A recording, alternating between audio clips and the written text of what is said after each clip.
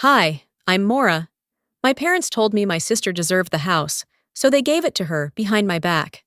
No warning, no conversation, just a signed will, and a text asking me to keep paying the mortgage. They said I was stable, the one who always understood. But what happens when the person who holds everything up decides to let it all fall? They threw her a housewarming party, in my house. Want to know how far they went to erase me? Let me tell you. It started like every other Thursday afternoon. I was at my parents' house, sitting at the dining table beneath the hum of that flickering ceiling light they still hadn't replaced. The table was cluttered, as usual. Medical bills, insurance paperwork, prescription receipts, a coffee-stained envelope addressed to my dad from Medicare. I'd been the one helping them sort through this mess for years. Not because they asked, just because I knew they wouldn't be able to do it alone. I reached for the next document in the pile, an unlabeled manila folder tucked beneath a stack of utility bills. As I opened it, the words, "Final Will and Testament," stared back at me like they were embossed in ice. The paper smelled like the inside of a safe, dry, old, expensive. I paused. My fingers hovered, hesitant. I hadn't known they'd finalized anything. They usually told me, especially about things like this. I flipped to the first page, then the second. By the third, I felt my stomach sink. I skimmed faster, hoping I'd missed something. But no. There it was. Everything. House, savings, insurance. Assigned to Delphine. My name appeared once. One line, one sentence. We trust our eldest daughter will understand. No assets, no provisions, just understanding. I sat back, unable to move for a moment. My heart wasn't racing, my hands weren't shaking, but my mind? It was already moving through every memory that brought me to this table. I remembered the year I stayed in Austin instead of taking the promotion in Phoenix, because Dad's hip surgery left him bedridden for 3 months. I remembered wiring $11,000 from my personal savings to cover a mortgage payment they were too ashamed to admit they'd fallen behind on.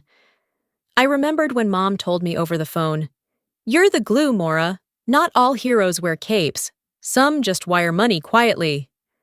She'd laughed. So did I. It felt like a compliment back then. Now, it felt like an invisible leash. The sound of the back door creaking broke my trance. I quickly tucked the will beneath a pile of documents, scanned the rest of the papers on autopilot, then got up to pour myself a glass of water. Something to hold, something to anchor me.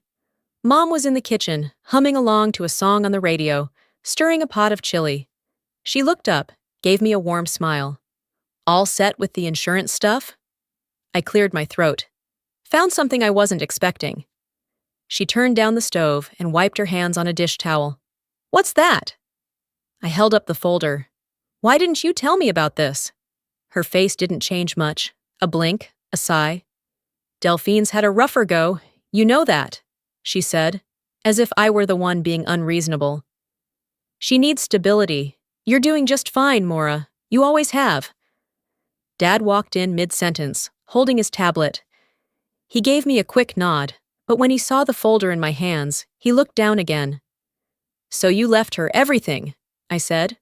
My voice wasn't angry, just flat. "You didn't think I deserved to be told?" Mom's lips pressed together. "We just figured you'd understand."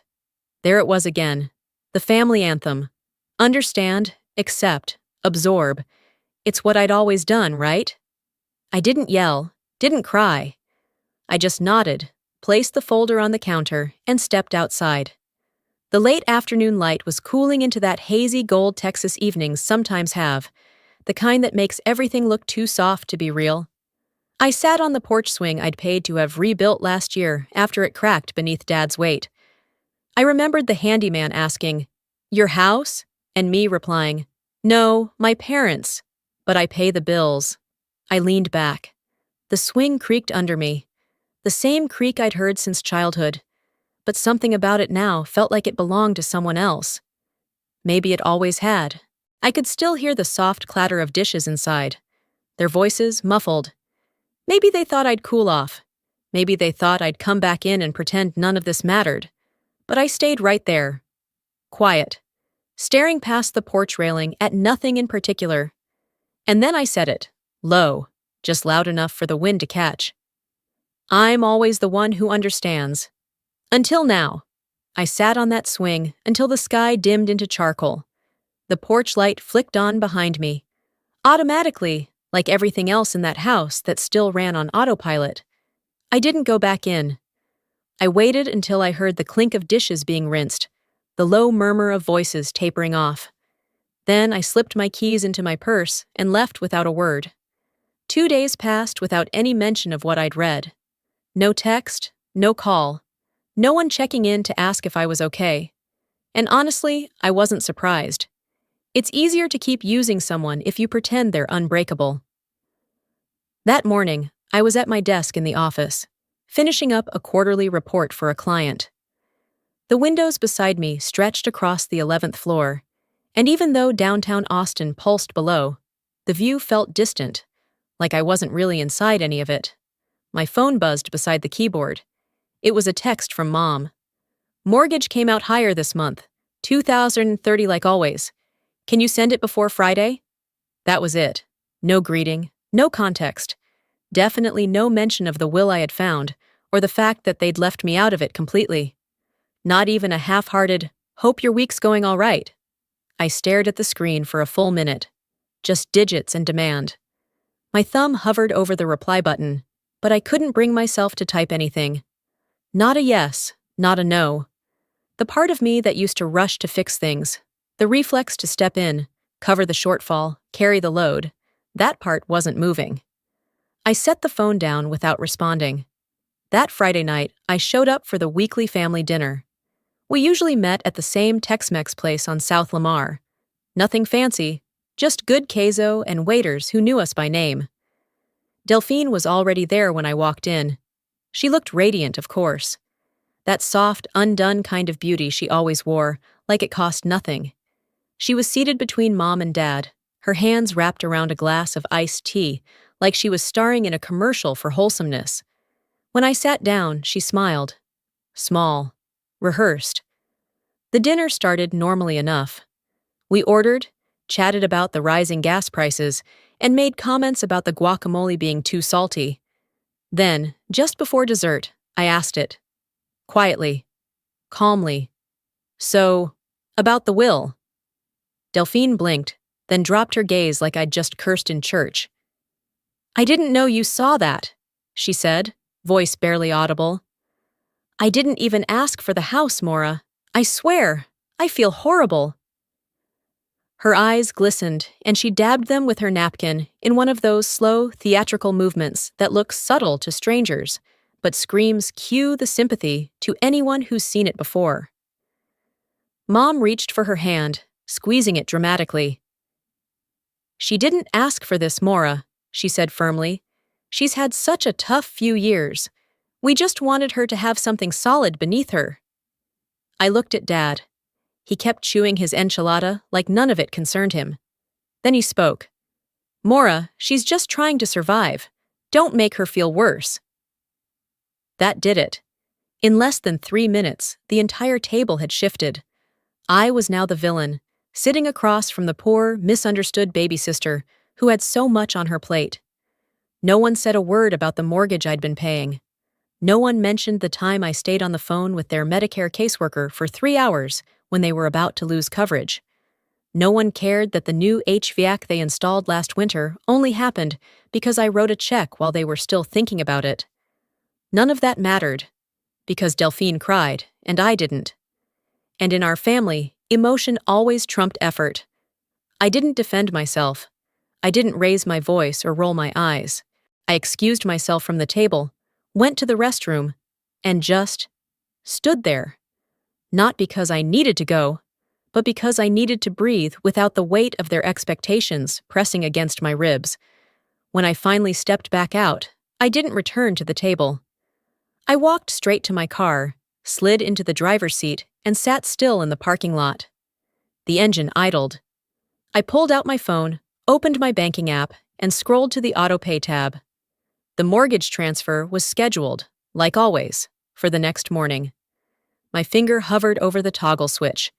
I didn't hit cancel, not yet, but I also didn't feel like someone who was going to keep saying yes. Something inside me didn't snap, but it did stop. And sometimes that's more dangerous. I didn't cancel the mortgage payment that night. I could have. I wanted to, but I didn't. Instead, I drove home in silence, letting the rhythm of traffic lights and static radio fill the space where outrage should have lived. I parked in my spot, climbed the 3 flights to my apartment, and dropped my keys in the ceramic bowl by the door with more force than necessary. I didn't turn on the TV or music. I didn't even take off my coat. I walked straight to the file cabinet tucked in the corner of my living room, pulled out the bottom drawer, and started rifling through papers like I was looking for proof I wasn't going crazy. Old tax returns, donation receipts, a few birthday cards I never threw away. At the very back, jammed between a warranty form and some outdated W-2s, was a small blue shoebox I hadn't opened in years. The lid gave with a reluctant creak. Inside were mementos I'd forgotten I kept, photos from college, a dried flower Delphine gave me after her first piano recital, and on top of it all, a faded envelope with my name written across the front in my mother's neat cursive. I knew that handwriting anywhere. The way she looped her M, always too tall, always too careful. I hesitated before opening it. Something about seeing it again, before things got so off course, was like spotting an old friend across the street, knowing they won't recognize you anymore. The letter was dated 7 years back. I didn't need the reminder. It was written the week I covered nearly $8,000 in emergency roof repairs after that hailstorm tore half the shingles clean off. I unfolded the page and read, "I don't know where this family would be without you, Maura. You never complain, you just do. You've always been the one who steps up before we even ask. I hope you know how much that means to us. You're the strongest thread in this home." I read it once, then again, a third time. That version of my mother, who said us, like it included me, wasn't the one who signed a new will behind my back. She wasn't the one sending me invoice-style texts asking for mortgage transfers, like I was just a financial institution with a pulse. This woman, the one who wrote this letter, had seen me. And now she only saw what I could give. I sat down on the living room floor, cross-legged, with the letter in my lap like it weighed more than paper should. The room was quiet, too quiet. But I wasn't crying. I wasn't even angry. What I felt was harder to name. It was something like grief, but not for a person, for a version of a relationship I thought was real, for the girl I used to be who thought love was earned through reliability. I used to believe that if I kept showing up, kept fixing things, kept anticipating needs before they even knew they had them, then eventually someone would say, "We see you, not just your effort, you." That belief had shaped everything, my choices, my career, where I lived, who I didn't marry, who I stayed near, because I thought being needed meant being loved. But this letter, this artifact, wasn't love. It was praise, and praise can turn sour real quick when people feel entitled to it. I leaned my head back against the cabinet and exhaled through my nose, slow and deliberate. Then, with the pen I usually use to sign rent checks, I flipped the letter over and wrote on the back in block letters, "I'm done." Not out of spite, not to shock them, just because I needed to see it written somewhere other than my own exhausted heart. The weight didn't lift. This wasn't some cinematic release. But I folded the letter, tucked it back in its envelope, and placed it in the box with everything else that once felt like proof of my place in this family. I shut the lid, slid it back into the drawer, and stood up. Not lighter, but straighter. Some endings don't come with final fights or closing statements. Sometimes they arrive quietly, on a floor in your own apartment, while the city outside keeps moving like nothing's changed. But something had. And even if no one else noticed, I did. Saturday morning came with its usual quiet, soft sunlight bleeding through the blinds, the low hiss of the coffee pot finishing its cycle, and my apartment finally still after a restless night. I sat cross-legged on the couch, nursing a cup of dark roast that had long gone lukewarm, trying to settle my thoughts. I wasn't ready to talk to anyone, but I did what most of us do when we're avoiding reality. I scrolled, opened Facebook, let the feed wash over me like static. And there it was, right at the top. Sometimes giving your all still isn't enough, but we gave it anyway to both our daughters, even when one forgets. Underneath the words sat a photo. My parents and Delphine on the porch swing. The same porch I paid to rebuild. The same swing I sat on 2 nights ago while they let me disappear in silence. Delphine had her head tilted against Mom's shoulder. Dad's arm rested behind them. It looked warm, honest, familial. It looked like the kind of picture people would stop and admire, maybe even feel something about. And it was a lie. I didn't share it, didn't comment. Just stared at it for a while, long enough for the coffee to go cold and my chest to grow tight with something I refused to name. At noon, my phone rang. It was Aunt Verna. I let it go to voicemail. Then Cousin David. Then Uncle Ray. They all said the same thing in slightly different tones. "Sweetheart, what's going on? Your parents seem hurt. They said you've distanced yourself, that they don't understand why. Your mom was in tears last week, you know."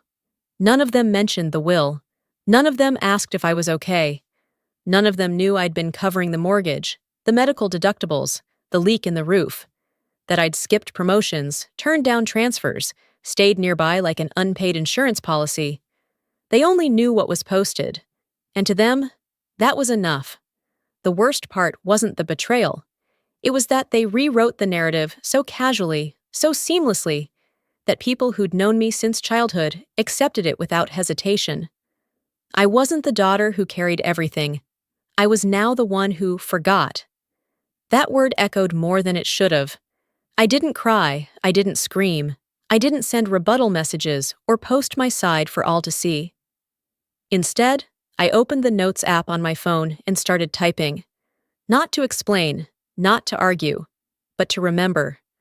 I wrote down everything, the dates I wired money, the times I took days off work to drive them to appointments, the exact cost of the prescription plan I'd been silently refilling for over a year, the quotes from emails, snippets of text threads, even photos of receipts I still had in a folder titled Family Per Bills. Not for revenge, not even for justice.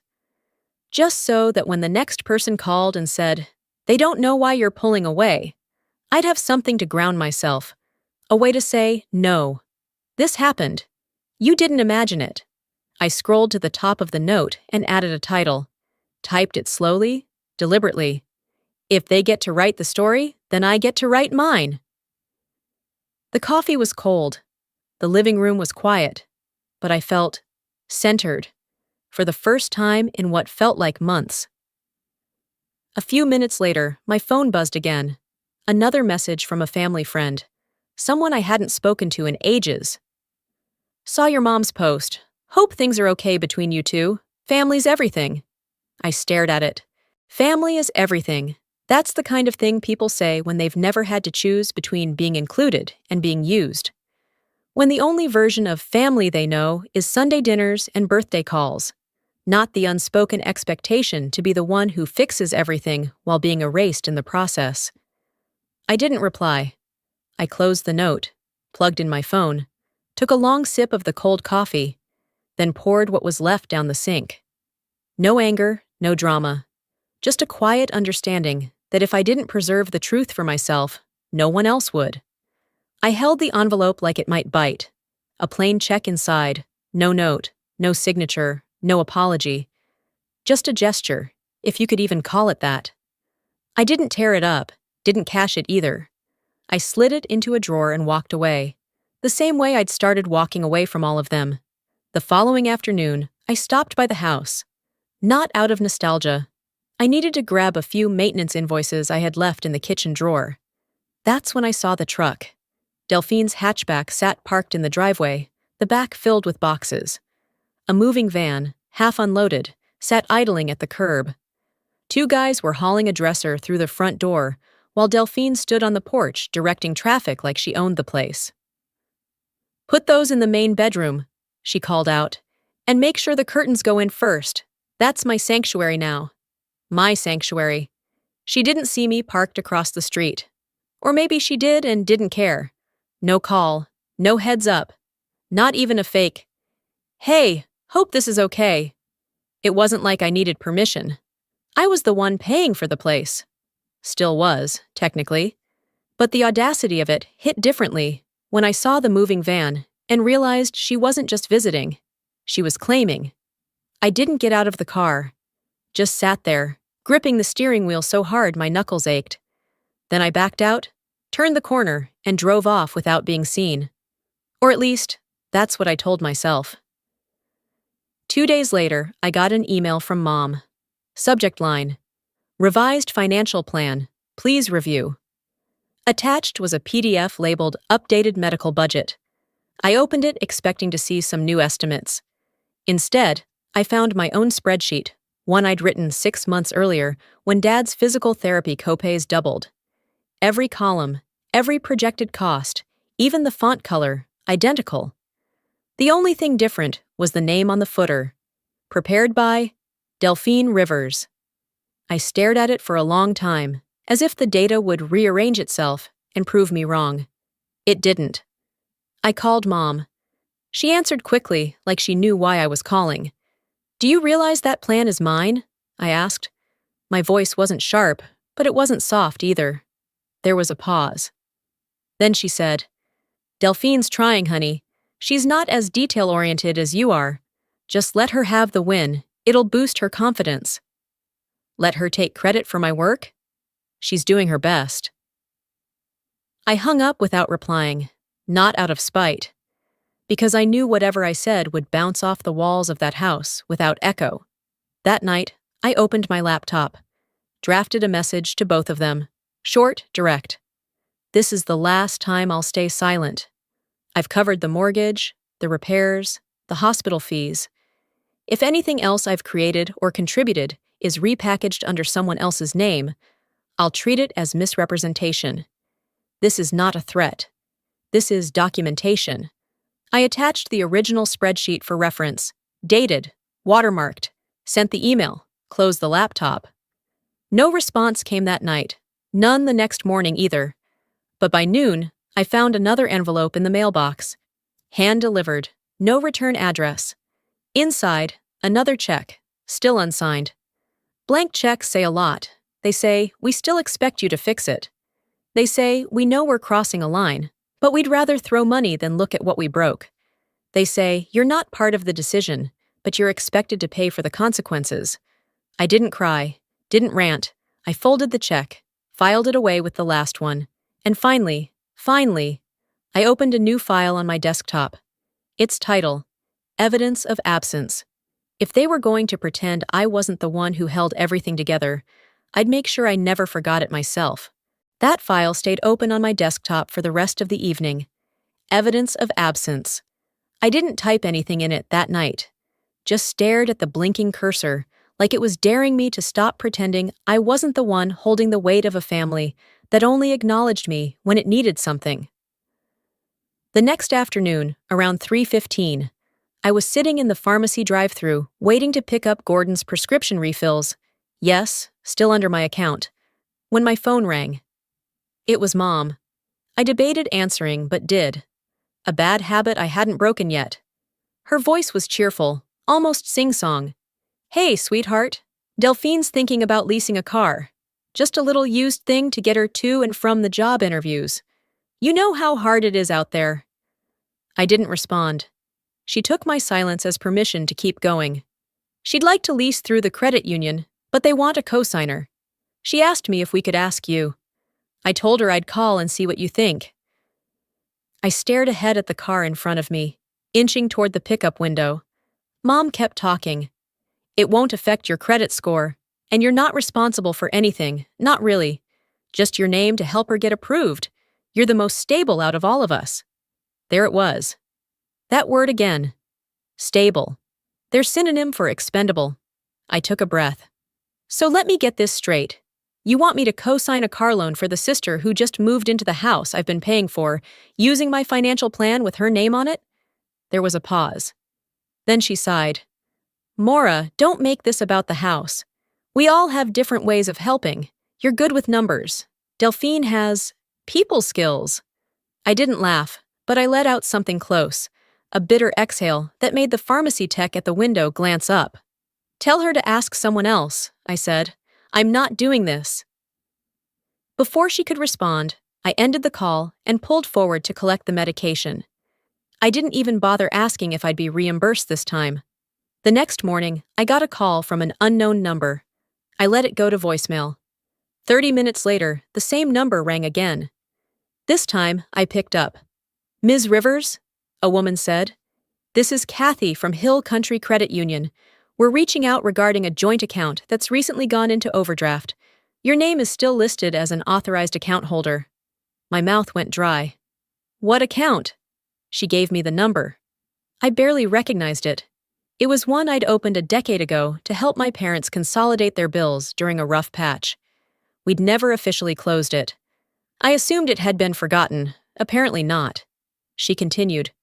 There was a transaction last week for $412.26, a payment to Texas Imaging Associates.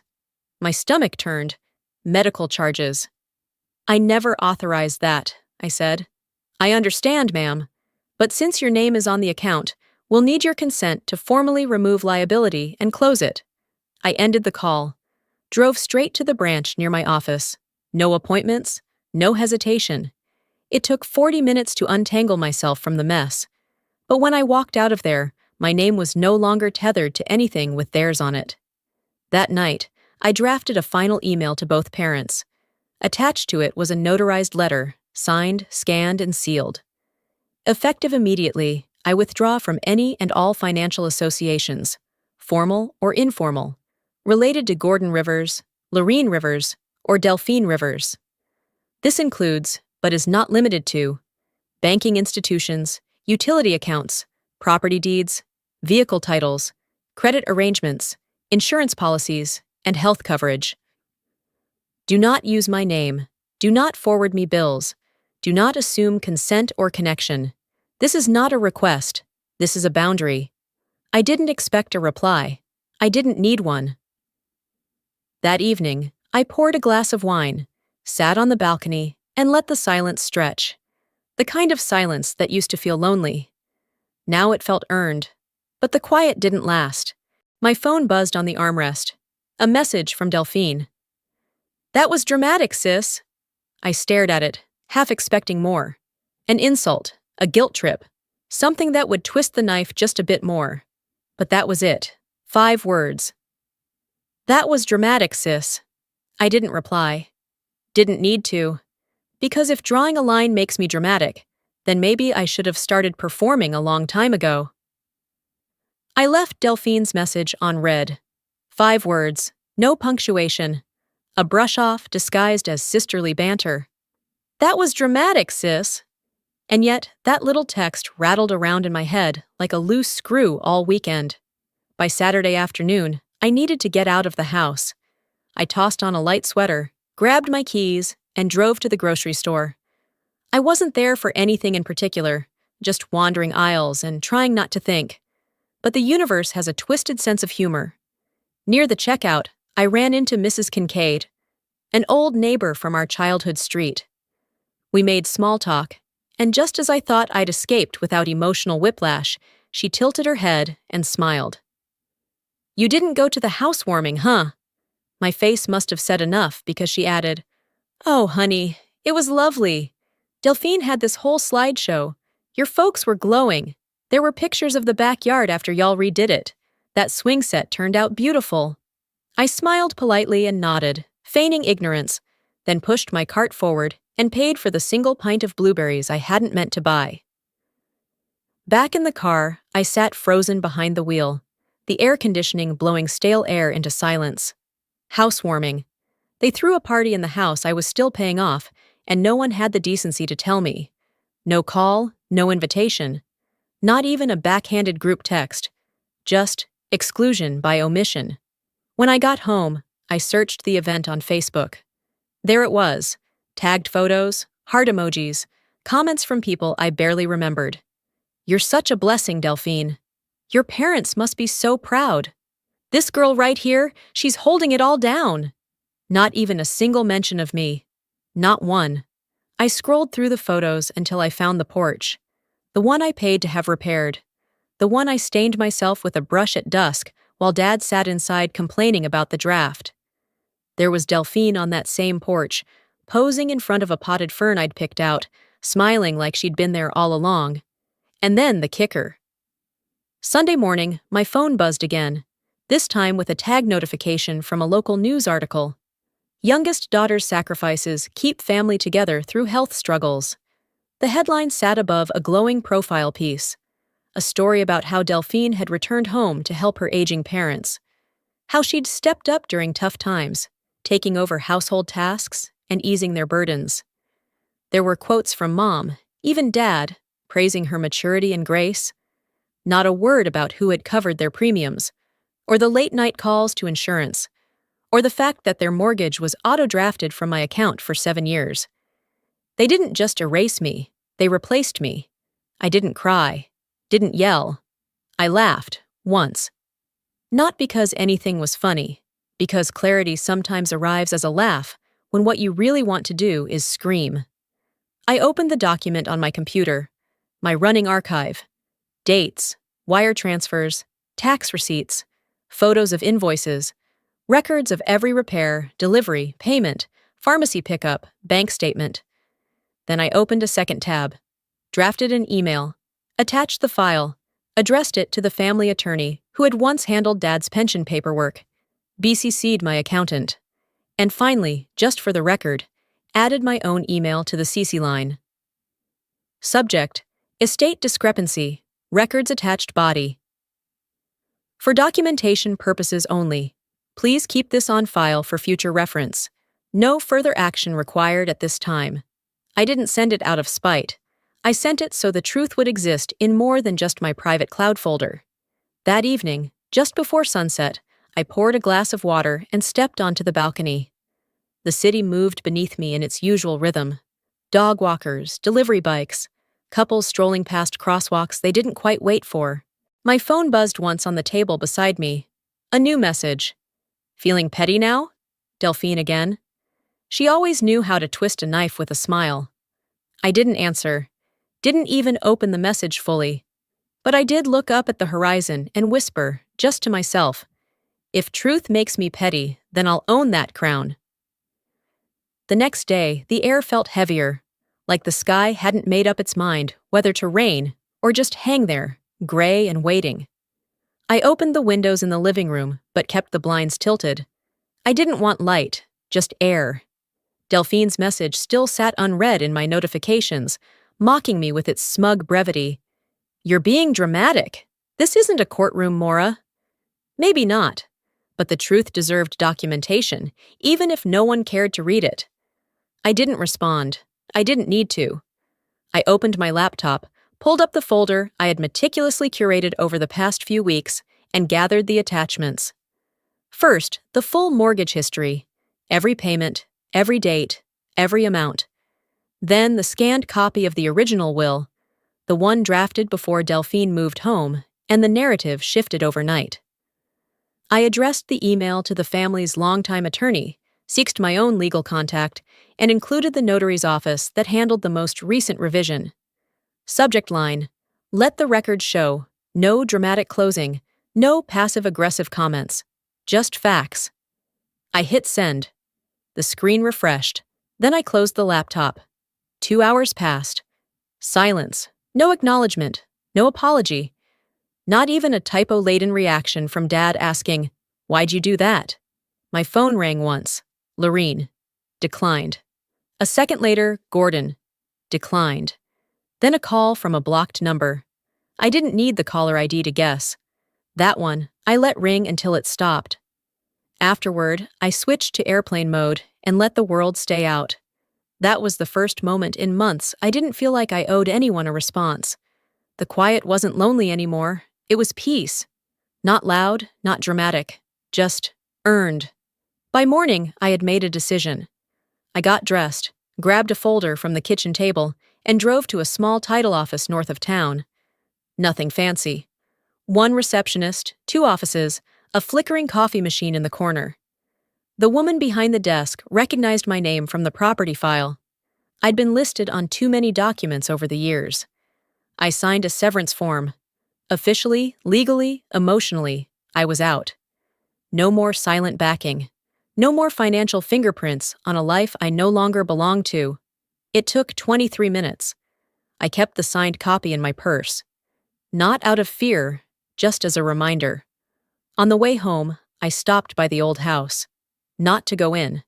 Not even to knock. I pulled up along the curb, walked up to the mailbox, and dropped in the house key. No note. No farewell speech. Just the clink of metal on metal as it hit the bottom. Done. I didn't wait around to see if someone peeked through the blinds. I didn't check the porch or glance at the flower bed I used to weed every spring. I turned back toward my car and drove off.